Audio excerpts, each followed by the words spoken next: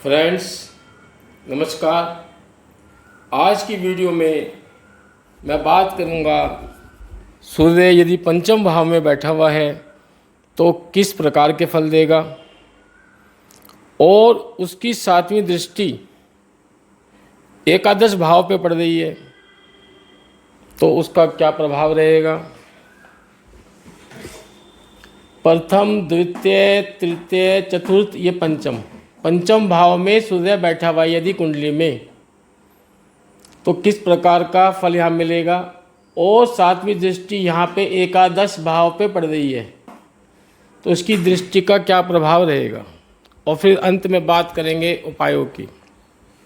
Friends, जो पंचम भाव है कुंडली का ये बहुत खास भाव होता है, त्रिकोण हाउस, इसे शुभ भाव कहा जाता है। पांचवा और नवा भाव भी होता है, वो भी त्रिकोण हाउस होता है, वो भाग्य और धर्म का भाव होता है। और ये जो पांचवा भाव है ये भी हमें बहुत कुछ दे के जाता है। हमारे पूर्व जन्मों के जो संचित पुण्य हैं वो यहीं से पंचम भाव से देखे जाते हैं। किस प्रकार का हमारा भाव है, ये हमारा एक किस्म से बैंक है, पूर्व जन्मों के कर्मों का बैंक कि हम क्या लेके आए हैं पिछले जन्म से, ये है। पंचम भाव को हम संतान भाव भी कहते हैं, लक्ष्मी भाव भी कहते हैं। और यहाँ से हम व्यक्ति की उच्च शिक्षा, प्रेम संबंध, संतान पक्ष, आकस्मिक लाभ, शेयर मार्केट, लॉटरी, सट्टा आदि से जो आकस्मिक लाभ होते हैं, अचानक या पैतृक संपत्ति से भी अचानक लाभ हो जाते हैं, वसीयत से भी होते हैं। ये जो अचानक वाले जो शब्द है, सडन गेन, वो यहाँ पे देखे जाते हैं। और यहाँ से हम बुद्धि भी देखते हैं, बुद्धि, मनोरंजन, ये सब यहीं से देखते हैं। और इस हाउस को हम हाउस ऑफ क्रिएशन भी कहते हैं क्योंकि यहाँ से हम कला भी देखते हैं, क्रिएटिविटी यहीं से देखती जाती है।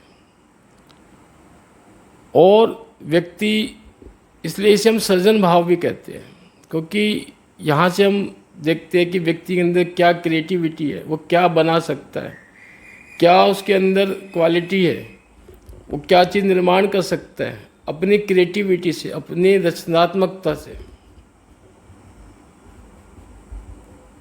तो फ्रेंड्स, पांचवें भाव से हम सभी चीज़ें देखते हैं। अब यहाँ पे सूर्य बैठे हुए हैं, ऐसे व्यक्ति की जो संतान है वो तेजस्वी होती है और बुद्धिमान होती है क्योंकि सूर्य राजा है। तो राजा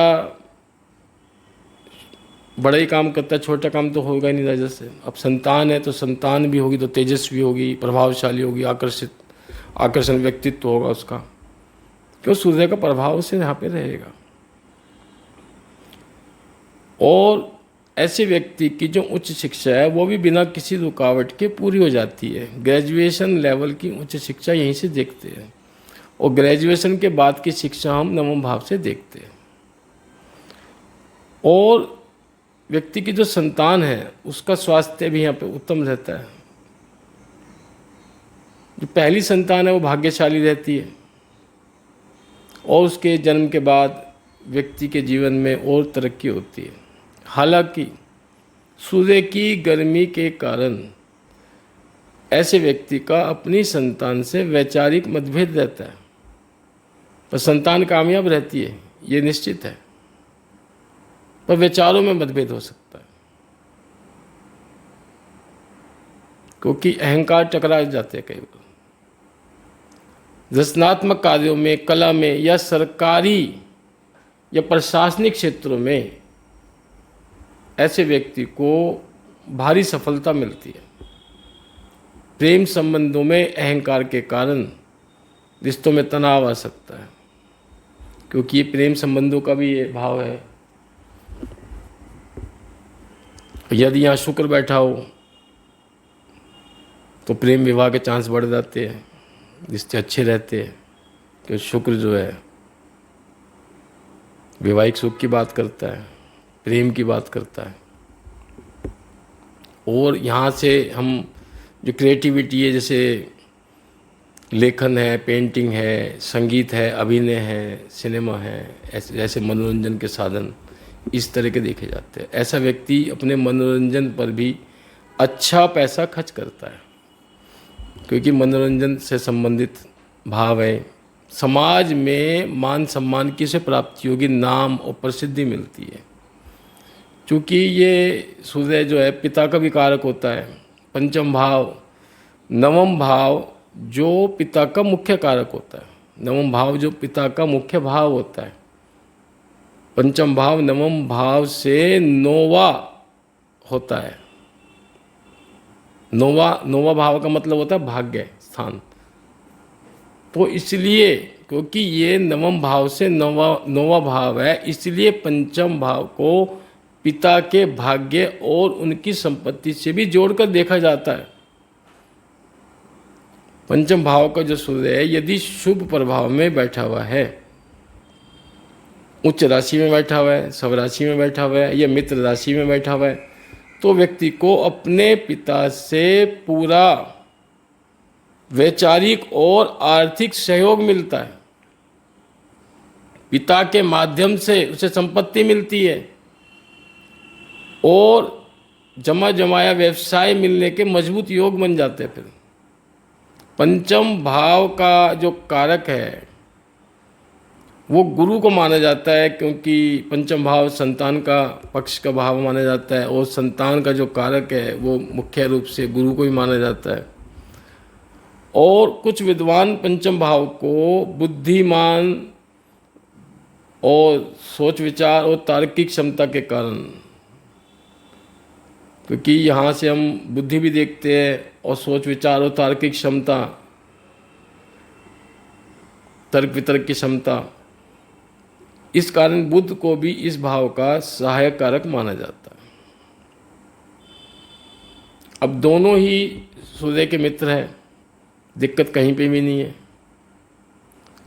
तो यहाँ पे सूर्य को डायरेक्शनल स्ट्रेंथ मिलती है और सूर्य यहाँ पे शुभ प्रभाव देता है। और सातवीं दृष्टि से एकादश भाव जो लाभ का भाव है, वहाँ से भी लाभ प्राप्त करता है ऐसा व्यक्ति, उसकी भी चर्चा करेंगे।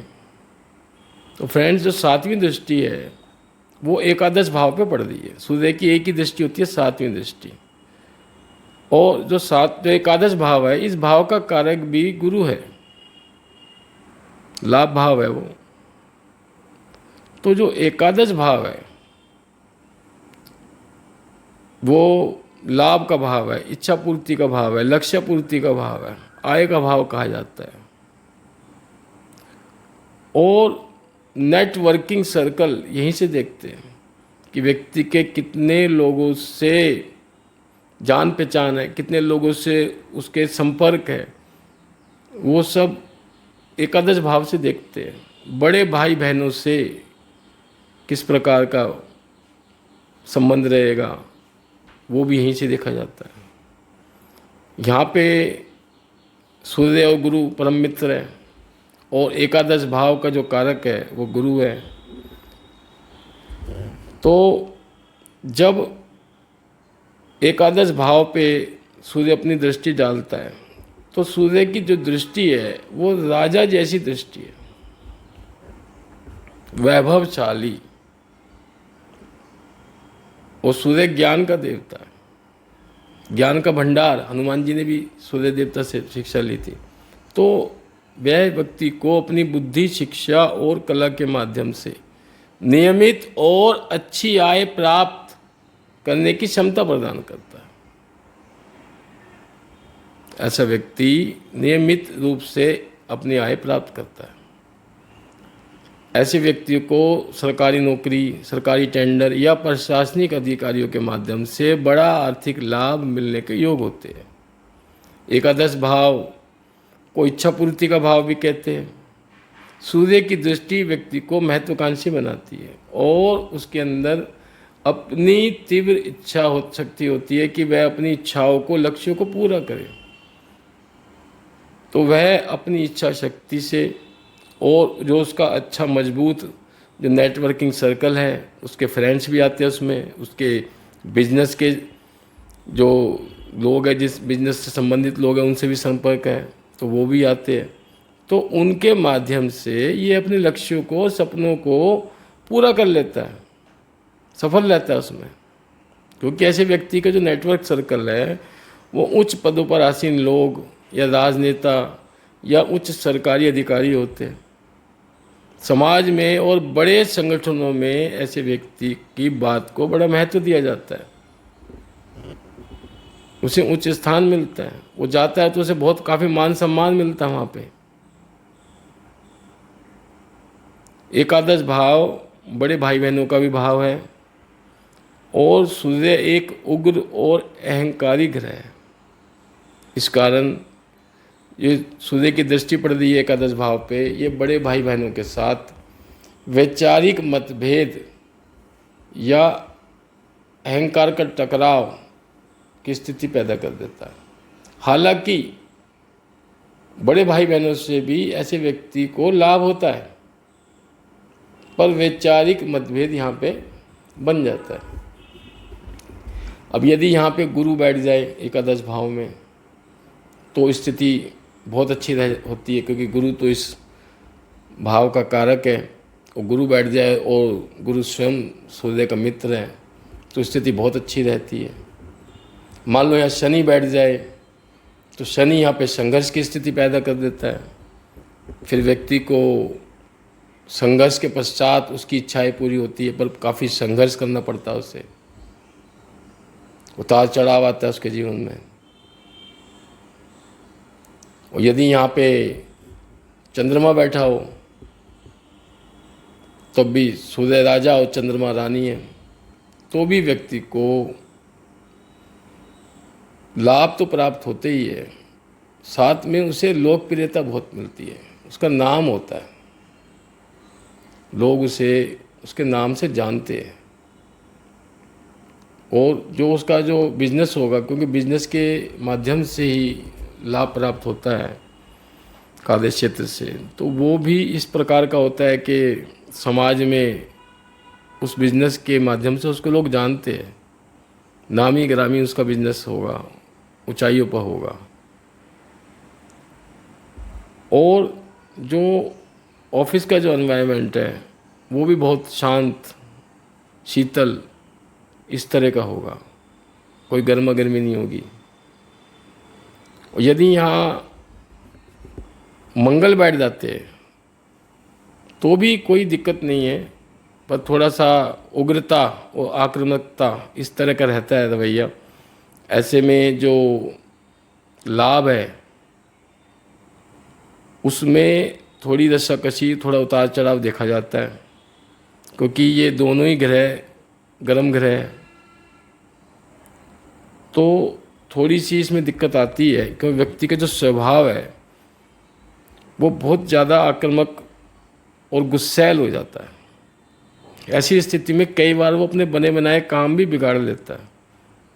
कहीं से पेमेंट आनी थी और जरा सी बात पे गुस्सा आ गया और रिश्ते बिगड़ गए, ऐसी स्थिति वहाँ पैदा हो जाती है। और यदि यहाँ बुध बैठा हो तब कोई दिक्कत नहीं है, बुध तो खुद व्यापार को समर्थन करता है, तो आय के स्रोत अच्छे बने रहते हैं और किसी प्रकार का यहाँ पे समस्या नहीं आती। परंतु यदि सूर्य यहाँ पे तुला राशि में बैठा हुआ हो नीच की अवस्था में, तब स्थिति खराब हो जाती है। तो फिर संतान पक्ष को जो है कष्ट सहना पड़ता है। शेयर मार्केट में भी बहुत उतार चढ़ाव होते हैं, लॉस हो जाते हैं, बड़ी दिक्कतें आ जाती है। और जो ऐसे व्यक्ति को फिर जो प्रेम संबंधों में भी धोखा होता है और वो डिप्रेशन में जा सकता है, ऐसी समस्या भी हो जाती है फिर। परंतु यदि सूर्य यहाँ पे नीच अवस्था में है तो आपको उपाय करके वो स्थिति ठीक करनी चाहिए आपको।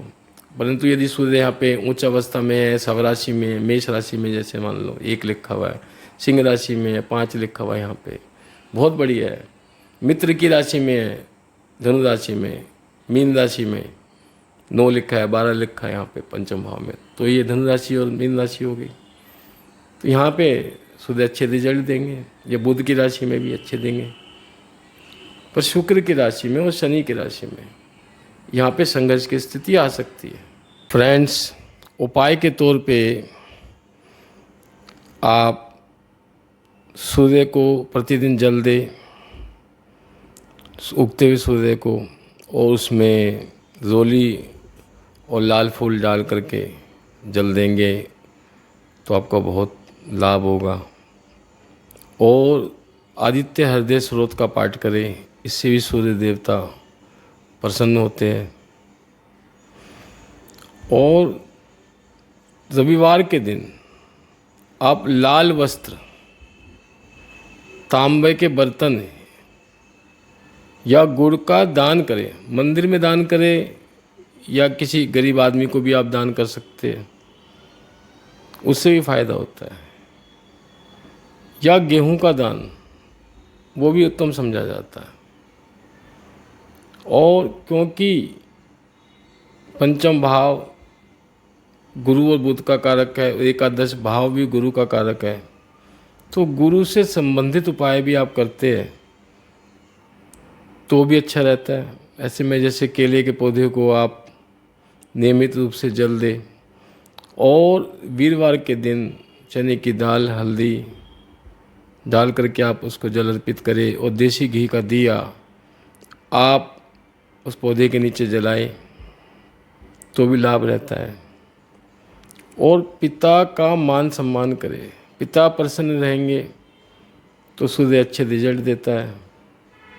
पिता के प्रातःकाल उठते, जैसे आप उठते हैं तो उनके चरण छुए, या घर से बाहर किसी काम के लिए जा रहे हैं तो उनसे चरण छू के उनके आशीर्वाद लेके जाए, उनका मन प्रसन्न रहेगा तो सूर्य की जो पॉजिटिव एनर्जी वो आपको मिलेगी और नेगेटिव प्रभाव कम होंगे। इस तरह से आप कर सकते हैं। और नियमित रूप से आप मेडिटेशन भी कर सकते हैं, उससे भी आपको लाभ होगा। यहाँ पे ध्यान और मेडिटेशन से बड़ा लाभ होता है उससे भी। तो फ्रेंड्स, अब मैं ये वीडियो यहीं समाप्त करता हूँ और आपसे रिक्वेस्ट करता हूँ मेरी वीडियो को लाइक करें, शेयर करें और मेरे चैनल को सब्सक्राइब करें। नमस्कार।